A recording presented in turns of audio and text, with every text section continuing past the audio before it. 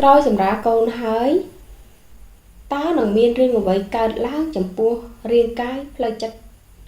របស់ម៉ាក់អញ្ចឹង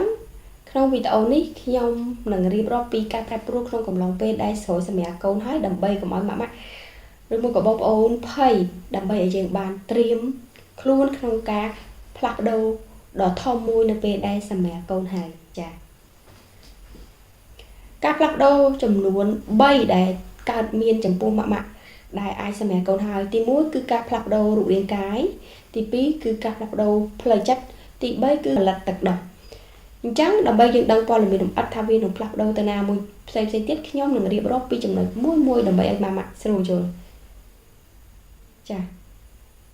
ចំណុចទី1តកតងទៅនឹងការប្រែប្រួលរាងកាយនៅពេលដែលបងប្អូនសម្រាប់កូនហើយបងប្អូននឹងអាចចុះគីឡូភ្លាមហ្មងដោយសារតែពេលដែលបងប្អូនសម្រាប់កូនហើយបរិមាណទឹកភ្លោះស្តុកឬមួយក៏ទំហំកូននឹងវានឹងចុះមកវានឹងធ្លាក់ចេញមកអស់ពីខ្លួនយើងអញ្ចឹងយ៉ាងហោចណាស់ក្នុងកំឡុងពេលហ្នឹងម៉ាក់នឹងអាចចុះ5គីឡូអីចាអាចនឹងគីឡូអាចចុះត្រឹម5គីឡូអីយ៉ាងហោចណាស់ក៏បានប៉ុណ្ណឹងដែរទី2គឺម៉ាក់នឹងនៅសល់សបកពោះច្រើនមែនតើម៉ាក់ខ្លះពេលដែលកើតមកឃើញរូបរាងខ្លួនឯងគឺនៅសល់សបកពោះច្រើនពេកអាចនឹងមានការបាក់ទឹកចិត្តឬមកក៏អាចនឹងមានការតូចចិត្តប៉ុន្តែនៅពេលដែលស្បូនបងប្អូនត្រឡប់មកចូលក្នុងអាងតាគៀកវិញ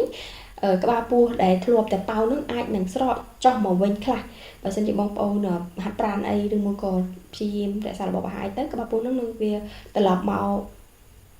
មិនដូចដើមទេប៉ុន្តែវាត្រឡប់មកសភាពគ្រាន់បើជាពេលយើងកើតហើយព្រាមចា៎បងប្អូនសម្រាប់កូនហើយមិនមែនថាបងប្អូនទ្វាមានបងប្អូនស្ងួតចេះទេការដែលធ្លាក់ឈាមក្រោយសម្រាប់កូនហ្នឹងគឺអាចបន្តនឹងអូបន្លាយរយៈពេលយ៉ាងហោចណាស់ក៏6សប្តាហ៍ក្រោយសម្រាប់ដែរហើយមូលហេតុដែលការធ្លាក់ហ្នឹងគឺដោយសារតែរាងកាយស្បូនរបស់បងប្អូនហ្នឹងគាត់គឺចាប់ផ្ដើមធ្វើការខ្ជាក់ជាលិកាកោសិកាដែលនៅក្នុងស្បូនឲ្យអស់អញ្ចឹងវាត្រូវការពេល4ទៅ6សប្តាហ៍ក្រោយសម្រាប់ទៅឈាមឬមួយក៏សារធាតុអីដែលនៅក្នុងខ្លួនយើងក្នុងស្បូនហ្នឹងវាខ្ជាក់មកអស់ហើយមួយទៀតការប្រែប្រួលតកតងទៅនឹងការប្រែប្រួលអរម៉ូនហើយនឹងការផលិតទឹកដោះការប្រែប្រួលអរម៉ូននេះគឺបងប្អូននឹងចាប់ផ្ដើមធ្លាក់ចុះនៅកម្រិតអរម៉ូនលឿនមែនតើក្នុងកំឡុងពេលនេះអញ្ចឹងអាចធ្វើឲ្យបងប្អូនមានបញ្ហាតកតងទៅនឹងការដែលឆាប់បាក់ទឹកចិត្តឆាប់តូចចិត្តឬមួយក៏អាចនឹងពិបាកគ្រប់គ្រងនឹងអារម្មណ៍បន្តិចឬមួយក៏ងាយនឹងយំងាយនឹងតូចចិត្តអីអញ្ចឹងទៅអានេះដោយសារតែបទពិសោធន៍របស់ខ្ញុំវាប្រែប្រួលទៅការអរម៉ូនដែលយើងចុះមកផងហើយមួយទៀតគឺបងប្អូនស្ត្រីដែលគាត់មានកូនដំបូង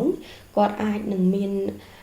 ពិបាកក្នុងការថែកូនអញ្ចឹងគាត់អាចដឹងរបៀបហើយការសម្រាប់អត់គ្រប់គ្រាន់ទាំងអស់ហ្នឹងវាអាចធ្វើឲ្យបងប្អូនមានបញ្ហាធ្លាក់ទឹកចិត្តបើសិនជាវាបញ្ហាធ្លាក់ទឹកចិត្តហ្នឹងវាអូសបន្លាយយូរហើយវាធ្វើឲ្យបងប្អូនមានគំនិតចង់ធ្វើបាបខ្លួនឯងឬមកក៏មានគំនិតចង់ធ្វើបាបកូនបងប្អូននេះមិនមែនជាសញ្ញាល្អទេគួរតែត្រឡប់មកជួបគ្រូពេទ្យ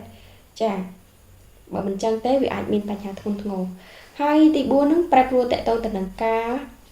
ផលិតទឹកដោះអញ្ចឹងនៅពេលហ្នឹងបងប្អូននឹងចាប់ផ្ដើមមានបញ្ហាឡើងដោះឈឺសឹកដោះដើម្បីអីក៏ពេញដែរបងប្អូននឹងចាប់ផ្ដើមផលិតរីកធំដើម្បីត្រៀមខ្លួនក្នុងការផលិតទឹកដោះវាត្រៀមតាំងពីមានតែពុះបណ្ដានេះគឺវាចាប់ផ្ដើមផលិតទឹកដោះពេញលេញដើម្បីធ្វើការផ្គត់ផ្គង់ឬមួយក៏ចិញ្ចឹមកូនចាអានេះគឺជាការប្រែប្រួលធំដែលបងប្អូនអាចសង្កេតមើលបានបើសិនជាបងប្អូនមានការប្រែប្រួលអីផ្សេងទៀតអាចខមមិនក្នុងវីដេអូនឹងបានហើយ share ចែករំលែកសម្រាប់បងប្អូនមួយផ្សេងទៀតដើម្បីគាត់បានត្រៀមខ្លួនក្រោយពេលដែលគាត់សម្រាប់គាត់អាចដឹងថាប្រែប្រួលអីខ្លះអញ្ចឹងកុំភ្លេចជួយ subscribe channel YouTube មួយដើម្បីទទួលបានព័ត៌មានថ្មីអរគុណជួបគ្នាវីដេអូក្រោយ